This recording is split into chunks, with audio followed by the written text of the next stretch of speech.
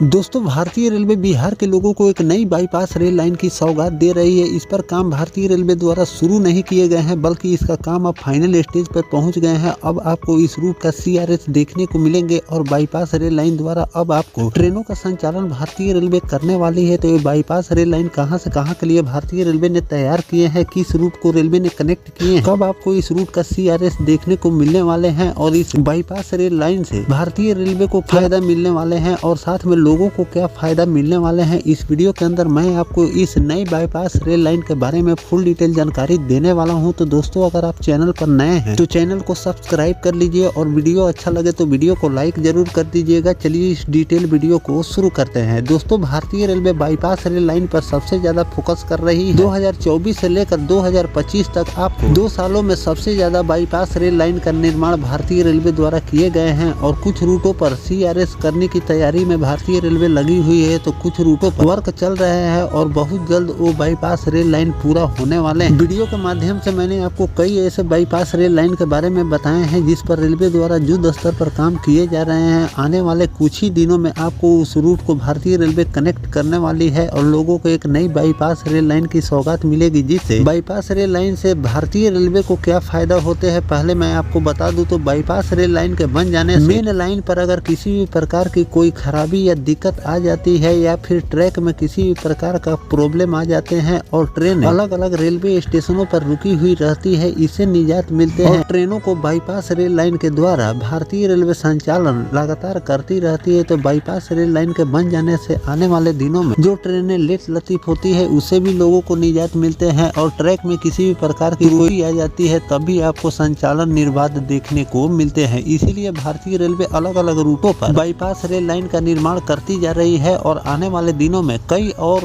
Bypass rail line पर आपको work देखने को मिलेंगे। दोस्तों, जिले के रेल कनेक्टिविटी के क्षेत्र में एक बड़ी और बहुप्रतीक्षित सौगात जल्द भारतीय रेलवे देने वाली है, क्योंकि झाझा जंक्शन से बैजनाथपुर अदौली जंक्शन के बीच बिछाई जा रही रेल पटरी इसी माह CRS जांच होने की संभावना जताई जा रही है। CRS की तिथि भी बहुत जल्द भारतीय रेलवे जारी करने वाली है। इस रेलखंड पर ट्रेनों का परिचालन आपको बहुत जल्द शुरू होने वाले हैं। इससे कोसी क्षेत्र सहित पूरे सुपौल जिले के लोगों को सीधा लाभ मिले। जानकारी के अनुसार न्यू झाझा जंक्शन से बैजनाथपुर अदौली जंक्शन के बीच तैयार की गई रेल लाइन बाईपास का कार्य अब लगभग अंतिम चरण में चल रहे हैं। रेल पटरी बिछाने, सिग्नलिंग, ओवरहेड वायरिंग और सुरक्षा के जुड़े अधिकांश कार्य इस रूट के पूरे कर लिए गए। रेलवे प्रशासन की ओर से कार्य को तेजी गति से पूरा किया जा रहा है ताकि जल्द से जल्द CRS कराया जा सके। हालांकि अभी CRS की तिथि औपचारिक रूप से घोषित नहीं की गई, लेकिन स्थानीय लोग और रेलवे से जुड़े सूत्रों की माने तो निकट भविष्य में यह प्रक्रिया बहुत जल्द पूरी होने वाली है। बुधवार को न्यू झाझा जंक्शन पर मौजूद स्थानीय लोगों ने बताया कि रेल बाईपास लाइन पर लगातार गतिविधि तेजी जा रही है। अधिकारियों और इंजीनियरिंग और आवाजाही बढ़ गई है, जिससे संकेत मिल रहे हैं कि परियोजना अब अंतिम चरण में चल रहे हैं। बाईपास रोड सहित रेल पटरी बिछाने का कार्य तेज गति से किया जा रहा है। यदि सब कुछ योजना अनुसार रहा तो जल्द ही रेल खंड पर पहली मालगाड़ी का परिचालन भारतीय रेलवे द्वारा शुरू किए जाए। सूत्रों के मुताबिक CRS के बाद सबसे पहले मालगाड़ी का संचालन किए जाएंगे। इसके सफल संचालन के बाद लंबी दूरी की कुछ यात्री ट्रेनों को भी इस नए रूट से चलाने की योजना है। संभावना जताई जा रही है कि सहरसा से